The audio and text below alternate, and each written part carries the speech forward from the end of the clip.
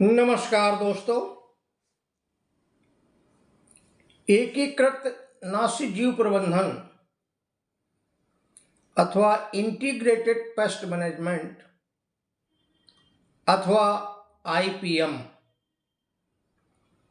की विचारधाराओं में समय अनुसार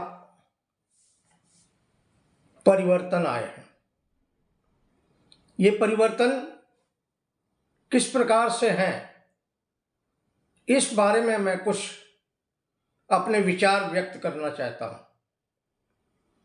दोस्तों, प्रारंभ में जब राष्ट्रीय एकीकृत नाशी जीव प्रबंधन कार्यक्रम या national integrated pest management programme शुरू हुआ था, तो उस समय आईपीएम को सिर्फ नाशी जीव प्रबंधन अथवा वनस्पति संरक्षण अथवा प्लांट प्रोटेक्शन तक ही सीमित रखा गया था और एक स्लोगन भी दिया गया था कि आईपीएम फॉर बेटर एनवायरनमेंट, अर्थात उत्तम पर्यावरण हेतु आईपीएम अपनाएं। और उस वक्त उसकी परिभाषा कुछ इस प्रकार से दी गई थी कि एकीकृत नाशी जीव प्रबंधन वनस्पति स्वास्थ्य प्रबंधन की एक प्रमुख विधि है, जिसमें नाशी जीव नियंत्रण की विभिन्न विधियों को एक साथ सम्मिलित रूप से आवश्यकता अनुसार प्रयोग करके नाशी जीवों की संख्या को आर्थिक हानि स्तर के नीचे सीमित रखा जाता है।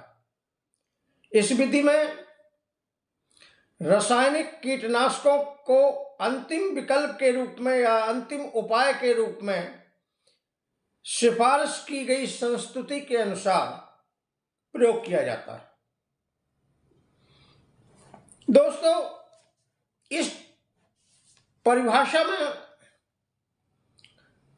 आईपीएम को सिर्फ वनस्पति संरक्षण या प्लांट प्रोटेक्शन तक ही सीमित रखा गया है।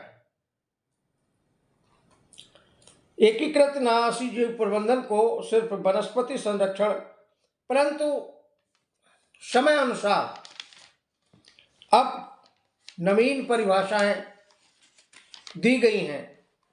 हमारे अनुसार भी कई परिभाषाएं हमने दी हैं, क्योंकि इसका जो आईपीएम का कॉन्सेप्ट है,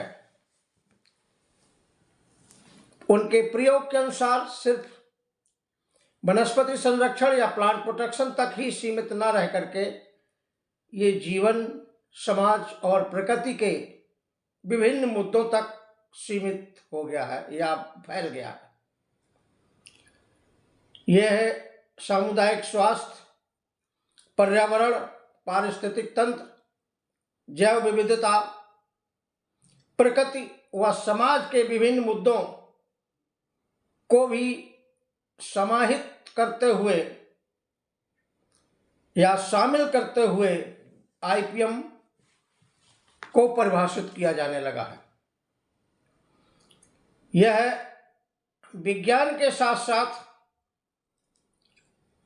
कॉन्सेप्ट या विचारधारा, दर्शन, आध्यात्म, समाजशास्त्र, अर्थशास्त्र, टेक्नोलॉजी, योजना, नीति शास्त्र के रूप में भी देखा जाने लगा है।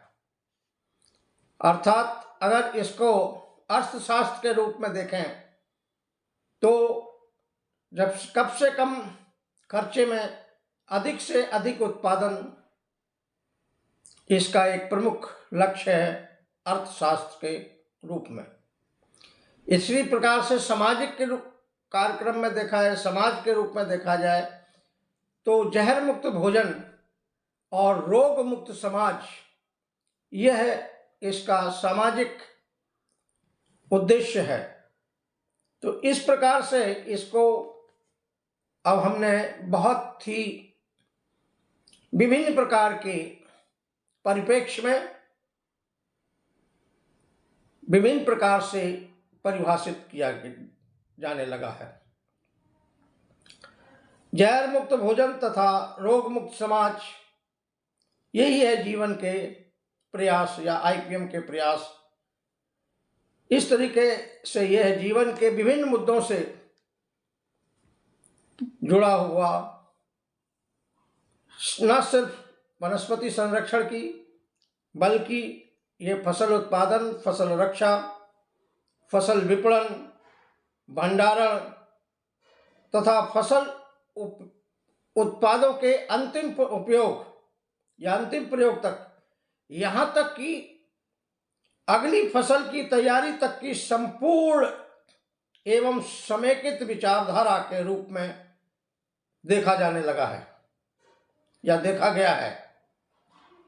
प्राकृतिक खेती भी आईपीएम का ही एक सुधरा हुआ रूप है, जिसमें रसायनों का प्रयोग बिल्कुल ही नहीं किया जाता है तथा खेती करते समय मिट्टी में ऑर्गेनिक कार्बन, सूक्ष्म जीव, सूक्ष्म तत्व, ह्यूमस, पानी का स्तर तथा देसी गायों, देसी बीज, फसलों के देसी बीजों, देसी केचुआ, फसलों की देसी पद्धतियों या खेती करने की देसी पद्धतियों, जैव विविधता आदि के संरक्षण को वरीयता देते हुए खेती की जाती है तथा देसी गाय के गोबर और पौधों पर आधारित इनपुट को वरीयता देते हुए खेती की जाती है। इसको हम प्राकृतिक खेती कहते हैं। यह खेती या इस खेती में प्रकृति में चल रही पौधों की उत्पादन तथा पौधों की रक्षा या वनस्पति संरक्षण या वनस्पति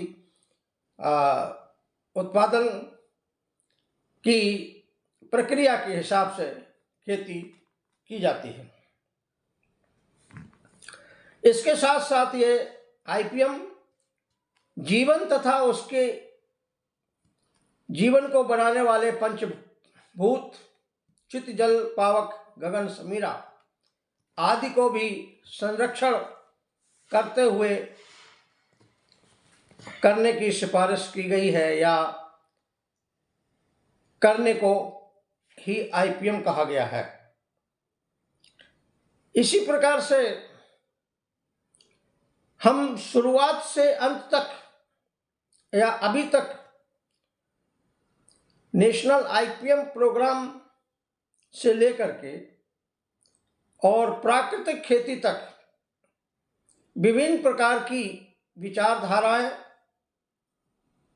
विचारधाराओं के अनुसार आईपीएम को विभिन्न प्रकार से परिभाषित किया गया है। आईपीएम का प्रमुख उद्देश्य यही है कि खाने के योग्य सुरक्षित भोजन और रोग मुक्त समाज की स्थापना हो। इसी को आईपीएम का प्रमुख उद्देश्य कहते हैं। IPM is not confined only up to the plant protection, but it is related to all aspects of life, agriculture, nature, environment, ecosystem, biodiversity and society. अर्थात आईपीएम सिर्फ वनस्पति संरक्षण तक ही सीमित नहीं है, बल्कि वह जीवन के, खेती के, कृषि के, प्रकृति के, पर्यावरण के, इकोसिस्टम के और बायोडाइवर्सिटी तथा समाज के विभिन्न मुद्दों से संबंधित प्लांट प्रोटेक्शन या वनस्पति संरक्षण की एक विचारधारा है। धन्यवाद। Thank you very much.